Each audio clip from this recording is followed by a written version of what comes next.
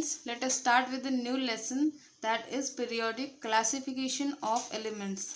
So यहाँ पे हमारे पास कई सारे पॉइंट्स हैं जो हम इसमें पढ़ने वाले हैं. पहला है elements and their classification, Newlands law of octaves, modern periodic table, Dobereiner's triad and Mendeleev's periodic table. यहाँ पे ये जो तीन दिए हुए हैं ये स्पेसिफिक साइंटिस्ट्स के नाम हैं, डॉबेराइनर, मेंडेलीव और न्यूलैंड्स. और जो मॉडर्न पीरियोडिक टेबल जिन्होंने बनाया था उनका नाम था मोजेले.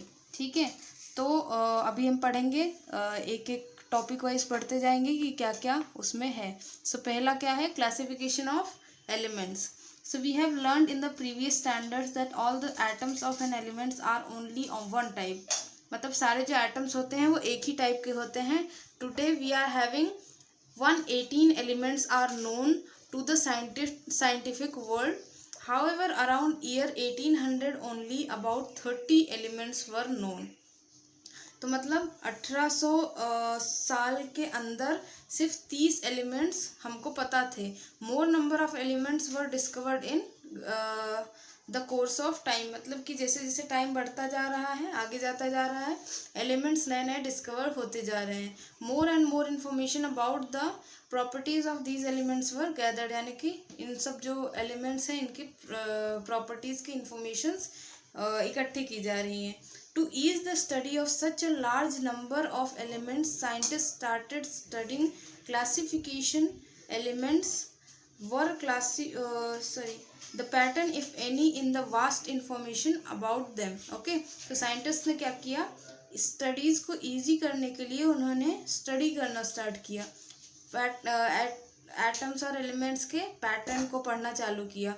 उसके लिए वास्ट इन्फॉर्मेशन इकट्ठा करने चालू किए.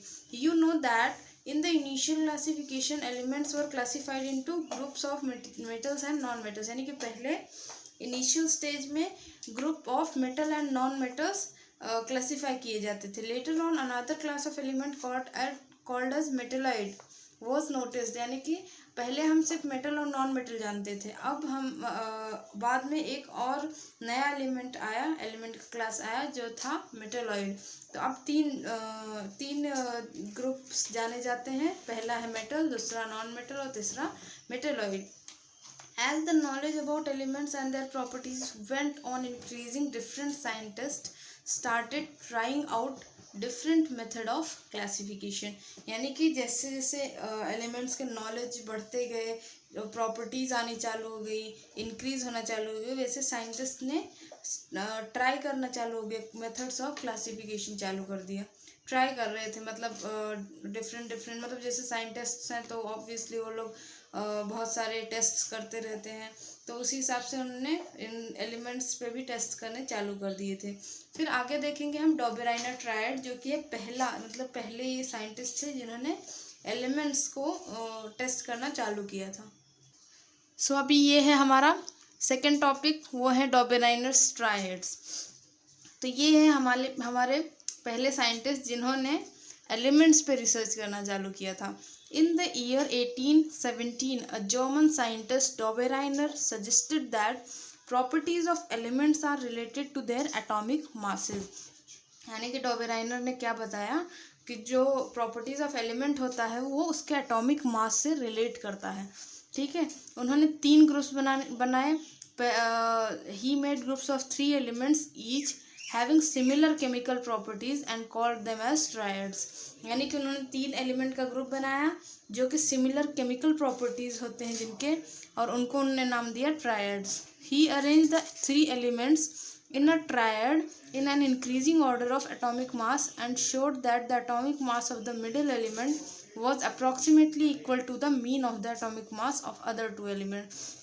यानी कि उन्होंने क्या किया, सबसे पहले उन्होंने क्या किया, ट्रायड के हिसाब से उन्होंने increasing order of atomic mass, यानी कि जैसे जैसे एटॉमिक मास बढ़ता गया उस हिसाब से उन्होंने उसको अरेंज किया. और फिर उन्होंने बताया कि जो मिडल वाला एलिमेंट है वो अप्रॉक्सीमेटली इक्वल है. दोनों एलिमेंट को ऐड करके डिवाइड बाय 2 कर दिया तो जाके मिडल वाला एलिमेंट सेम होगा. मतलब ये मतलब जैसे ए बी और सी है तो बी इज इक्वल्स टू हो जाएगा ए प्लस सी अपॉन 2. ठीक है, तो मतलब मीन जो है उसका एटॉमिक मास का वो बीच वाले से यानी कि मिडल वाला जो एलिमेंट होगा उसके इक्वल होगा, ठीक है, of other two elements. However, all the known elements could not be classified into Doberainer triad. अभी यहाँ पे क्या हुआ कि जो इन्होंने लगाया था, मतलब जो भी इन्होंने सेंस लगाया था इस एलिमेंट्स के हिसाब से, वो थोड़ा सा गलत हो गया, बिकॉज यहाँ पे हर एक एलिमेंट पे ये अप्लाई नहीं हो पा रहा था, ठीक है। तो इसीलिए all the known elements could not be classified in Doberainer triad.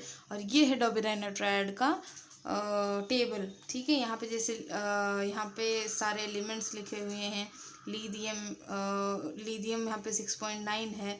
Sodium यहाँ पे A+C/2 है, यानी कि जो बीच वाला है वो मैंने बोला कि पहले और आखिरी का A+C/2 करेंगे तो मिडल वाला मिलेगा, ठीक है। और एक्चुअल एटॉमिक मास यानी कि Na क्या है 23, पोटेशियम के क्या है 39, ठीक है। तो यहाँ पे ये बीच वाला जो एक्चुअल एटॉमिक मास था इसका वो आ गया Na का 23 और पोटेशियम जो लास्ट वाला है ये 39। तो हमने ये पहला और आखिरी था इसको ऐड किया और डिवाइड/2 किया तो जाके ये मिला, राइट, ये बीच वाला मिला। तो यही यहाँ पे बताया गया है, ठीक है, कि जो मिडल वैल्यू है वो इन दोनों का मीन निकाल के जो वैल्यू आती है वही इक्वल होती है, ठीक है। तो ऐसे ही इन्होंने सबका निकाला, बट यहाँ पे क्या हो गया कि कुछ कुछ जगह वो मतलब वैरी कर रहा था कि कौन से इस पे वो मतलब सही होगा, कौन से इस पे गलत होगा, क्योंकि यहाँ पे सब पे ये सही नहीं हो रहा, सेटिस्फाई नहीं हो रहा था, ठीक है। तो यहाँ पे डॉबेराइनर ट्रायड का इतना ही है। आगे देखते हैं क्या है।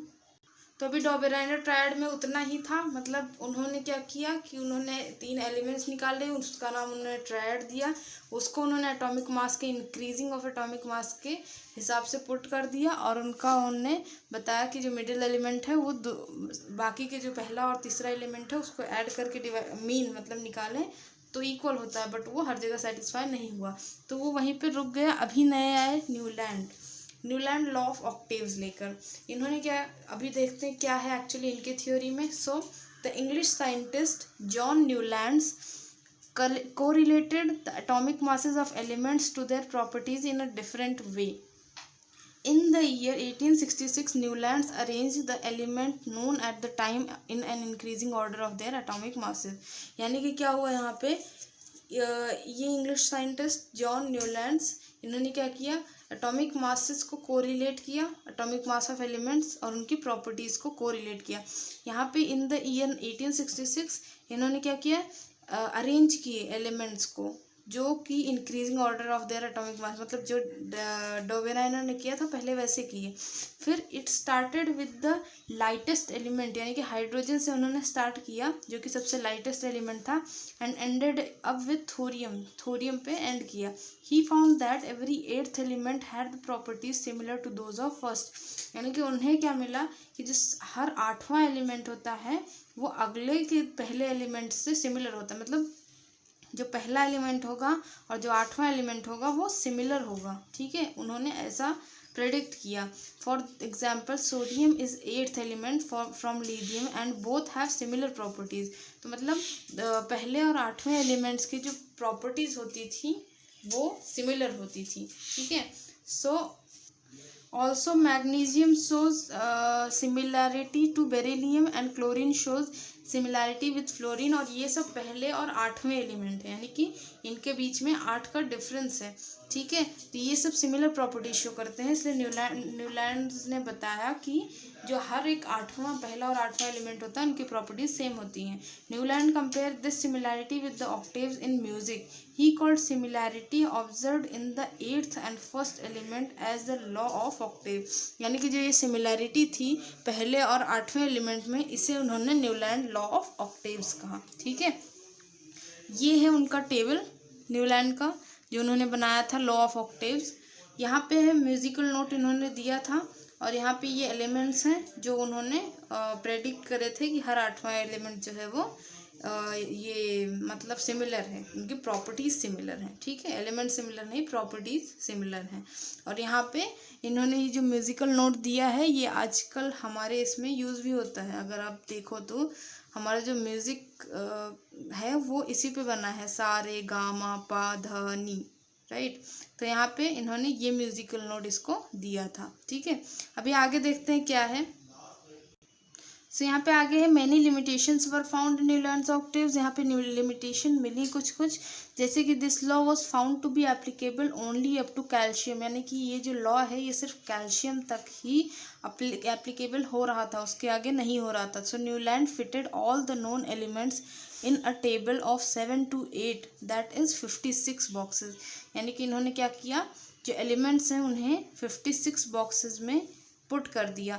Newland place 2 elements in each in some boxes to accommodate all the non elements in the table, ठीक है। और इसके बाद ने फॉर एग्जांपल कोबाल्ट एंड निकल, यानी कि जो कुछ कुछ इनको इन्होंने 2 को एक ही बॉक्स में कर दिया, ठीक है।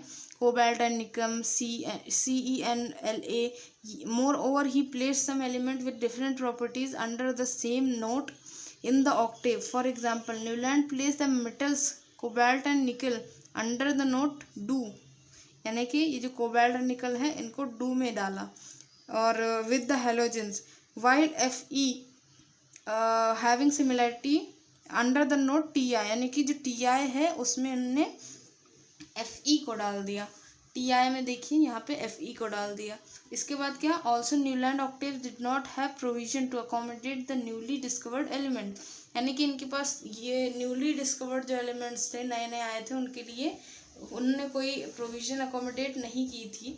So the properties of new elements discovered later on did not fit in the Newlands law of octave, यानी कि उन्होंने कोई जगह नहीं छोड़ी थी, नए जो एलिमेंट्स आएंगे उन्हें कहाँ रखना है, उन्होंने जो पुराने एलिमेंट्स हैं उन्हें ही रख दिया था। सो जो नए एलिमेंट्स डिस्कवर्ड होना चालू है तो उनके लिए न्यूलैंड लॉ ऑफ ऑक्टेव्स में वो फिट नहीं हो पाए, बिकॉज उन्होंने उसके लिए जगह नहीं छोड़ी थी, राइट। फिर इसके बाद आते हैं मेंडलीव, राइट। सो आप ये हैं थर्ड साइंटिस्ट, आगे इस एलिमेंट्स पे रिसर्च करने वाले तीसरे साइंटिस्ट हैं मेंडलीव, ठीक है। तो इसमें इन्होंने क्या बताया है कि the Russian scientist Dmitry Mendeleev develop the periodic table of element during the period of 1869 to 1872 AD after death, ठीक है। तो ये रशियन साइंटिस्ट थे दिमित्री मेंडलीव। इन्होंने क्या किया, पीरियोडिक टेबल को बनाया फिर से एलिमेंट्स के। जो इन्होंने गलतियाँ की, जो पहले डॉबेराइनर ने गलतियाँ की थी उसको इन्होंने ठीक किया था। बट ये है कि यहाँ पे साइंटिस्ट लोग कितने ज़्यादा मतलब क्रिएटिव होते हैं कि इन्होंने इस पे ऐसी चीज़ों पे रिसर्च करना चालू किया। तो ये थर्ड साइंटिस्ट थे। देन उसके बाद मेंडलीव ने यहाँ पे पीरियड ऑफ 1869 to 1872 इसमें इन्होंने मतलब ये इनका डेथ मतलब इनका पूरा बर्थ का ये है। Mendeleev periodic table is the most important step in the classification of element, यानी कि जो मेंडलीव का पीरियोडिक टेबल था ये बहुत इंपॉर्टेंट स्टेप था क्लासिफिकेशन ऑफ एलिमेंट का, ठीक है। इन्होंने एकदम एग्जैक्ट अच्छे से बनाया था मेंडलीव पीरियोडिक टेबल को, राइट। तो यहाँ पे Mendeleev consider the fundamental property of elements namely the atomic mass as standard and arranged 63 element known at the time in an increasing order of their atomic masses। इन्होंने क्या किया, जो standard elements थे उन्हें सबसे पहले अरेंज किया 63 elements को, और फिर उन्हें increasing order of their atomic masses, जैसे जैसे उनके एटॉमिक मास इंक्रीज होते गए उन्होंने उसे पुट किया। देन ही transformed this into the periodic table of elements in accordance with the physical and chemical properties of these elements। यानी कि फिर उन्होंने क्या किया, इस पीरियोडिक टेबल को उस अकॉर्डिंग अरेंज किया कि वो फिजिकल प्रॉपर्टीज अलग हों और केमिकल प्रॉपर्टीज एलिमेंट्स की अलग हों, ठीक है। आगे देखते हैं। देन इसके बाद Mendeleev organise the periodic table on the basis of chemical and physical properties of element, ठीक है। These were the molecular formula of hydrides and oxides of the elements, melting point, boiling point, densities of element and their hydrides and oxide. अभी यहाँ पे क्या हुआ कि इन्होंने कोई चीज़ को छोड़ा नहीं, मतलब सब चीज़ों को लेके उसके बाद ही एलिमेंट्स का जगह मतलब प्लेस किया उनको। Mendeleev found that elements with similar physical and chemical properties repeat after definite interval. मतलब उन्हें क्या मिला कि जो सिमिलर फिजिकल और केमिकल प्रॉपर्टीज हैं वो रिपीट होती हैं एलिमेंट्स की एक डिफिनाइट इंटरवल के बाद। मतलब एक कुछ लिमिट्स के बाद वो रिपीट होती हैं। On the basis of the finding Mendeleev stated the periodic law properties of elements are periodic function of their atomic masses. मतलब उन्होंने देखा कि पीरियोडिकली चेंज नहीं, मतलब पीरियोडिकली जो एलिमेंट्स हैं वो एक रिपीट होते हैं, तो इसलिए उन्होंने प्रॉपर्टी दी कि properties of elements are periodic function of their atomic masses, periodic function है वो, ठीक है। Then the vertical column in the Mendeleev periodic table are called as groups और horizontal column जो थे वो उन्हें क्या बोला गया, periods। तो ये जो था ये vertical column इसे group बोला गया और इसे horizontal को ये हमने बोला periods, right। तो यहाँ पे ये है मेंडलीव का पीरियोडिक टेबल, ठीक है। उन्होंने इसी हिसाब से एलिमेंट्स को यहाँ पे अपने टेबल में पुट किया है और इन्होंने इस बार ये गलती नहीं की कि जो आने वाले एलिमेंट्स हैं उनके लिए इन्होंने जगह छोड़ी थी, ठीक है। तो जो बाद में डिस्कवर हुए एलिमेंट्स उन्हें भी यहाँ पे पुट किया गया। So the general molecular formula of compound shown as R2O3 O cube etc. in the upper part of Mendeleev periodic table are written as R2O, O3 etc. in the present system। यानी कि पहले जो square और cube लिखा जाता था ऊपर की तरफ, उसे उन्होंने मेंडलीव ने नीचे यहाँ पे नीचे की तरफ लिखना स्टार्ट किया, यानी कि R2O3 ऐसे चालू किया लिखने का। इस ये उनके टेबल में डिफरेंस था, मतलब प्रेजेंट सिस्टम में वैसे चेंजेस हुए, ठीक है। ये है दिमित्री मेंडलीव, इन्होंने यही वो साइंटिस्ट हैं जिन्होंने ये टेबल फॉर्म किया, राइट। इन्होंने ही इन्वेंट किया था। आगे देखते हैं अभी क्या आता है। यहाँ पे आता है आपका merits of Mendeleev periodic table, यानी कि जो पॉजिटिविटी थी, मेरिट्स थे मेंडलीव के, वो यहाँ पे इन्होंने दिए हैं। Science is progressive, there is a freedom in science to revise the old inference by using more advanced mean and methods of doing experiments. These characteristics science are clearly seen in the Mendeleev periodic table। यानी कि science जो है बहुत progressive है, जैसे जैसे आगे बढ़ते जाओगे आपको नई नई चीज़ें इन्वेंट करने को, सीखने को और चेंजेस करने को मिलता है, ठीक है। तो यहाँ पे इन्होंने जो दिया है आप रीड कर सकते हो। तो यहाँ पे मैं मेंडलीव का जो मेरिट्स थे वो बता देती हूँ। तो पहला था atomic mass of some elements were revised so as to give them a proper place in the periodic table। Revise किया गया उन्हें प्रॉपर प्लेस देने के लिए, बिकॉज जो नए एलिमेंट्स आए थे उन्हें कहाँ प्लेस किया जाता टेबल में, इसलिए। द सेकंड था Mendeleev kept vacant places in periodic table, यानी कि जो नए एलिमेंट्स आने वाले हैं उनके लिए उन्होंने वैकेंट प्लेस छोड़ा, वो एक पॉजिटिविटी थी। देन उसमें उन्होंने जो नए एलिमेंट्स आए वो बाद में उसमें पुट किए गए, ठीक है। देन आफ्टर दैट नेक्स्ट क्या है, ये एक प्रॉपर्टीज इवन है, यहाँ पे आप देख सकते हो। यहाँ पे atomic mass, density, melting point, formula of chloride, formula of oxide and nature of oxide, और यहाँ पे सब एका एल्यूमिनियम मेंडलीव प्रेडिक्शन दिया है और ये गैलियम दिया है, ठीक है। ये आप पढ़ सकते हो। आगे है third point, there was no place reserve for noble gases in Mendeleev's original periodic table, यानी कि नोबल गैसेस के लिए कोई प्लेस रिजर्व नहीं थी। However when noble gas such has helium, neon, argon were discovered towards the end of 19th century, Mendeleev created the zero group without disturbing the original periodic table in which noble gas were fitted very well। यानी कि क्या हुआ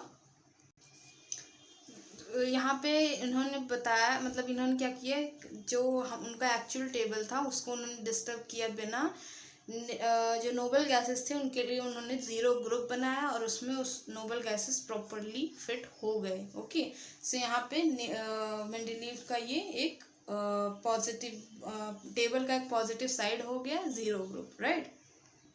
सो अभी ये वाले इसमें हमने merits तक कवर अप किया है।